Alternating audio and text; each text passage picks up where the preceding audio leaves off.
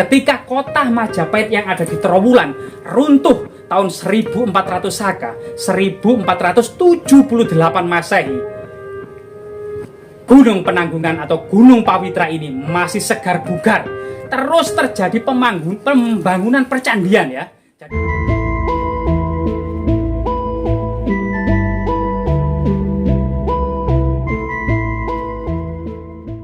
Kali ini kita mengunjungi sebuah situs yang penuh misteri yang sangat erat kaitannya dengan Istana Kerajaan Majapahit terakhir.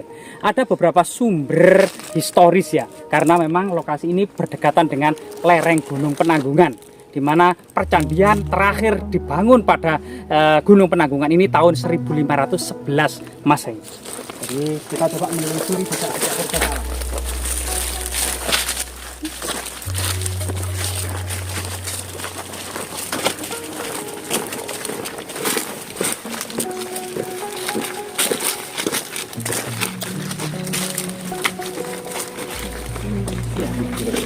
Sampai saat ini memang masih menjadi perdebatan di antara para ahli ya, kapan dan seperti apa masa lalunya situs yang sangat luas ini ya, sekitar 3 hektar ya.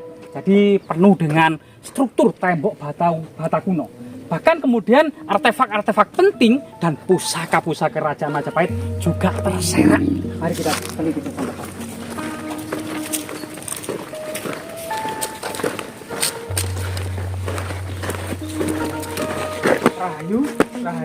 Rahayu. Nah, di lokasi ini ada beberapa batu berbentuk silindris dengan beberapa lubang ya. Jadi ini ada lubang, ini berbentuk silindris, dan di bawahnya ini juga silindris. Di bagian samping ini juga ada lubang. Keras. Jadi ini bisa diputar-putar seperti ini ya. Nah, ini diputar-putar. Ini biasanya itu ada semacam kayu yang dibuat untuk naruh di sini ya, semacam kayu di depan. Kemudian ini biji-bijian, entah itu berupa beras atau biji-bijian kacang yang lainnya, ini kemudian diputar. Nah ini kemudian biji-biji yang masuk di sini, ini merembes ke sini dalam bentuk yang sudah lembut ya, atau sudah sudah halus gitu ya. Nah ini caranya, ini dulu. Jadi para wanita Jawa ini membutuhkan energi loh untuk memutar batu ini loh, yang sangat besar ini loh, diputar-putar seperti ini ya. Nah ini. Apakah ini termasuk blender zaman kuno itu ya? Nah, ini bisa juga disebut blender zaman kuno ya, atau mortar stone ya, untuk melembutkan ya. Nah, luar biasa sekali. Ada 2 di sini. Nah, seperti ini. Nah, ini juga iya. Ini juga iya. Ini untuk menaruh gagang, ini untuk memasukkan biji-bijian sehingga lubang ini keluar dari sini. Nah, ini. Nah, terus ditaruh di sini ya. Nah, luar biasa sekali ya. Semoga tetap lestari. Ada beberapa juga di sini. Nah, ini ada gentong nih. Nah, di dalamnya ini ada apa ya? Kelihatannya ada pusaka ya. Ada pusaka apa ya di dalamnya? Nah, ini katut, ini tersedot saya. Jadi hati-hati Mbah, permisi Mbah ya. Kita jangan sampai terlalu tersedot ya. Nah, ini juga coba kita, ini ada sesuatu yang pusaka ya, pusaka yang sangat monumental ya. Jadi kita lakukan.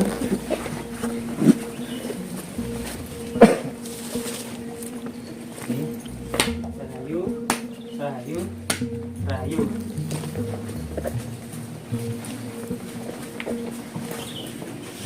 Mbah, putunipun sowan Mbah, uri-uri budaya sekaligus edukasi dan menyibak tentang sejarah masa lalu.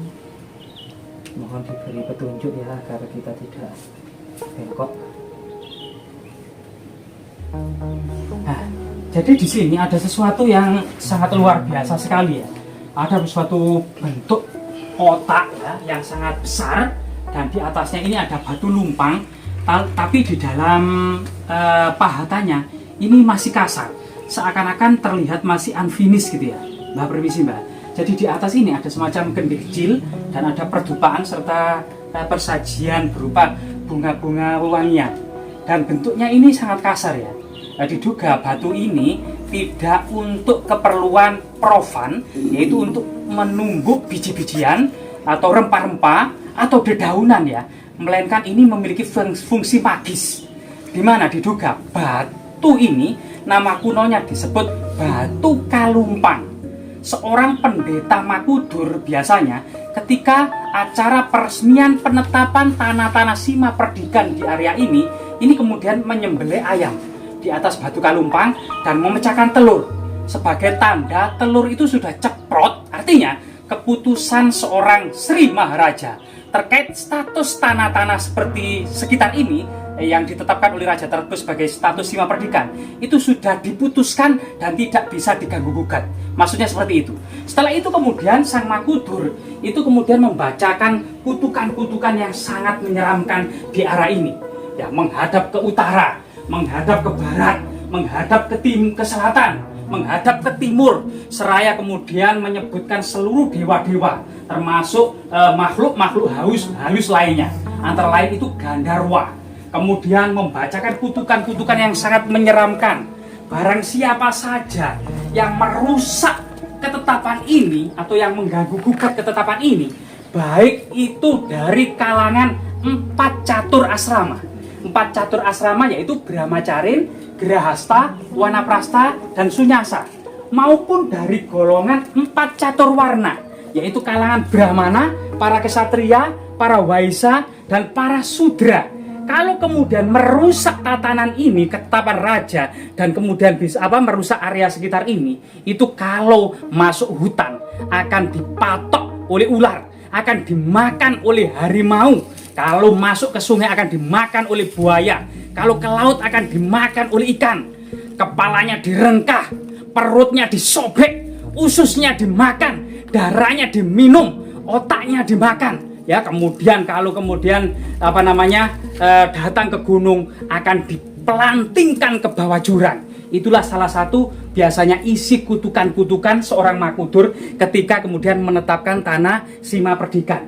Di area ini diduga memang memiliki fungsi magis lumpang ini sebagai tanda kemungkinan ya seorang Makudur tersebut menetapkan sebuah kutukan-kutukan atas area ini pada masa lalunya, sehingga kemudian sulit untuk ditembus oleh musuh ya. Bahkan kemudian eksistensi dari Gunung Penanggungan ini masih eksis ketika kota Majapahit yang ada di Trowulan runtuh tahun 1400 Saka 1478 Masehi.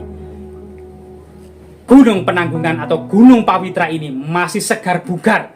Terus terjadi pembangunan percandian ya. Jadi Candi Carik yang saat ini itu ya, Candi Lura, Candi Siwa, Candi Wisnu yang dibangun pada masa-masa akhir Majapahit itu, bahkan pada tahun-tahun 1511 atau hampir pertengahan abad ke-16, Candi Merak, Candi Yuda, Candi Penanggungan ini masih dibangun, terutama di lereng utara dari Gunung Penanggungan ini. Jadi masih eksis. Sehingga kemudian para agamawan yang ada di lereng Gunung Penanggungan ini memiliki faktor penting dalam menentukan ekstensi kerajaan Majapahit. Selama kelompok agamawan berkumpul di Gunung Penanggungan ini, maka ketika Raja Majapahit itu mangkat atau kemudian dikudeta atau kemudian diserang oleh musuh misalnya Demak Bintoro, itu maka para pendeta berkumpul di Gunung Penanggungan untuk mengangkat dan menobatkan Raja Majapahit yang baru lagi.